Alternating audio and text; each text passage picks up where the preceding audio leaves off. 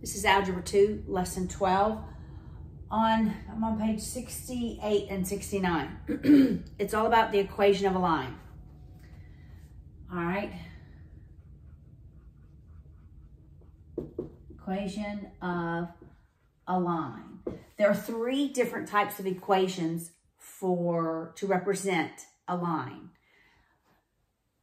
The first one is the standard form of the equation, which is ax plus by equals c. So an example would be like 2x plus 3y equals 6. There is the slope intercept form, and that is in the form of y equals mx plus b. So an example of that would be y equals 1/2 x minus 2. All right, so that's the first one. That's the second one. The third one is the point slope form. And that one is y minus y sub 1 equals the slope times x minus x sub 1. All right, so we're going to talk about these three. First, let's talk about a line. A line, the equation of a line, is always a first degree equation. So both your x and your y are raised to the first degree.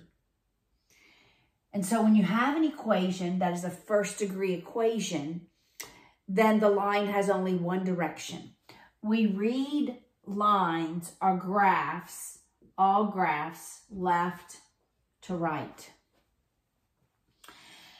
And we ask ourselves, what is happening to the value of y as x increases from left to right? All right, and with lines, that's particularly important because that value of what happens to y as x gets bigger is called the slope. The slope visually tells us, is the line rising from left to right or is it falling from left to right? And how high is it rising from left to right, or how slow is it rising from left to right? The slope is, as you've heard before, the rise over the run, which is the change in y values over the change in x. And there's a formula we can use, which is y sub 2 minus y1 over x sub 2 minus x1. The slope in these formulas is represented by the letter m. If the slope is a value like a positive 6, then from left to right, the line is going to rise really quickly. That means y is going to increase by 6 as x increases by 1. All right. If the slope is 1/2, that means as y increases by 1, x increases by 2. So it's going to be, it's not going to rise as fast as it runs. A negative slope, like a -8, that line would fall from left to right.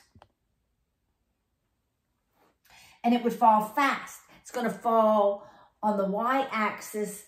It's going to fall 8 as it runs 1. So it's really going to fall pretty fastly, pretty quickly. That's not even a word.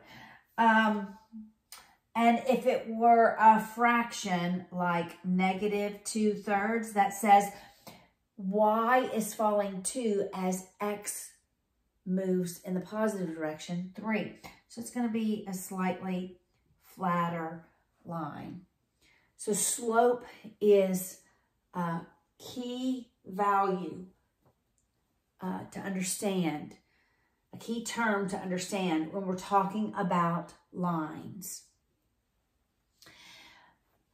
All right, so that is slope and the slope formula. So the slope, we don't see the value of the slope here, but we can figure out the value of the slope in the standard form. if we make it look like the slope-intercept form. So here's your slope in the slope-intercept form, and here's your slope in the point-slope form of the equation. All right.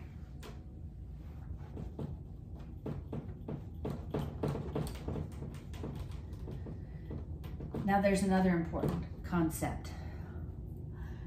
There are values called the x-intercept and the y-intercept. The x-intercept is when the line crosses the x-axis. When the line crosses the x-axis. Typically when we're solving for a quadratic equation, which is the second degree equation, or oftentimes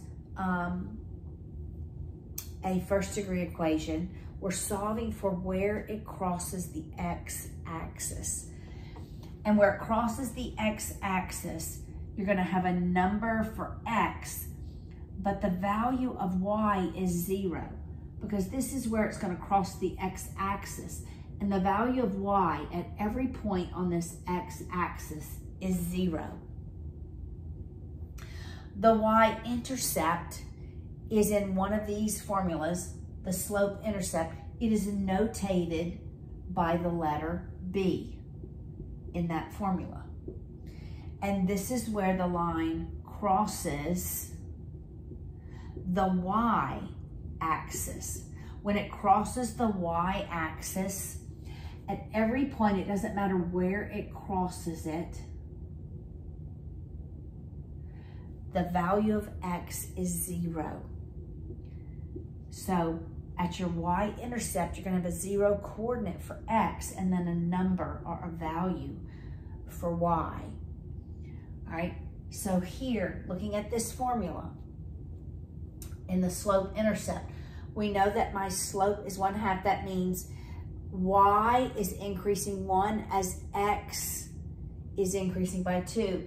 And we know that the y-intercept, where it crosses the y-axis, is -2. All right, so those are important concepts to understand. Now, let's talk about slopes of two particular types of lines. Of a vertical line and a horizontal line.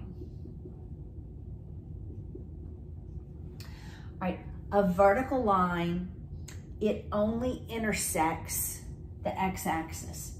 All right, so it intersects the x-axis, such as this line here, line A.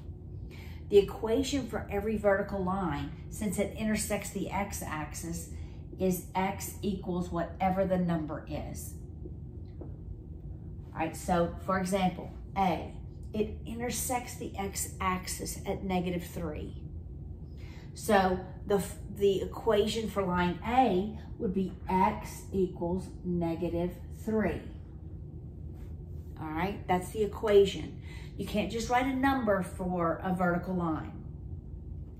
All right, because the slope is the change in y over the change in x.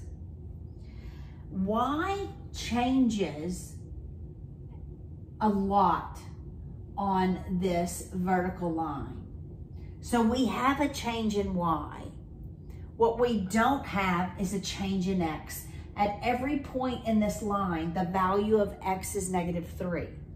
So you would have a change in y, but that would be over 0 because there's no change in x on that vertical line. And we cannot divide by 0. So the slope for a vertical line, the slope is undefined. All right, so slope for a vertical line is undefined.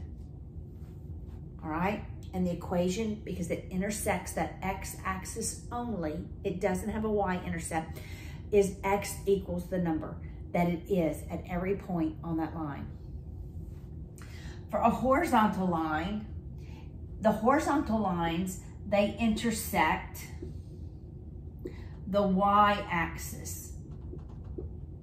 All right, like this B line labeled B. So your equation for every horizontal line is going to be y equals some number. Because the number for y, for example, on this line labeled B, never changes. It's always -4. So your equation is y equals -4 for line B. Now, what about the slope? Are there changes in y in this horizontal line? No, we just said at every point on the line, the value for y is -4. So the value of y doesn't change. The change in y is 0. So you would have 0, but now x changes because here x is 3, 2, 1, 0. So we do have a change in x. So our slope is 0 over some number, and that gives us 0. We can divide 0 by a number, and the result would be 0. So your slope for every horizontal line is going to be 0. All right. Now what about this last line? I did not label it, it's C. All right, we're gonna look at the slope intercept method. I can look at this line and I can know my B value. My B value is the y-intercept. So I know it's gonna be y equals the slope times x, and then I'm going to put the B value. So it's +3. Now right here, I'm going to write my slope. So I'm going to ask myself, this is a point on the line. So what happens? I rise 1 as I run 3. That's my slope, the change in y over the change in x. And that would be the equation of the line.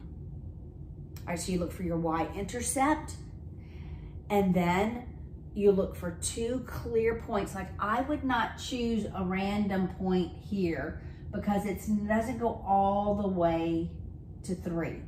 I don't know, it could be 2.5, it could be 2 3/4. I'm going to choose a clear number that I know is obviously integer coordinate points. That means my coordinate points would be whole numbers, and I don't have to guess at fractions.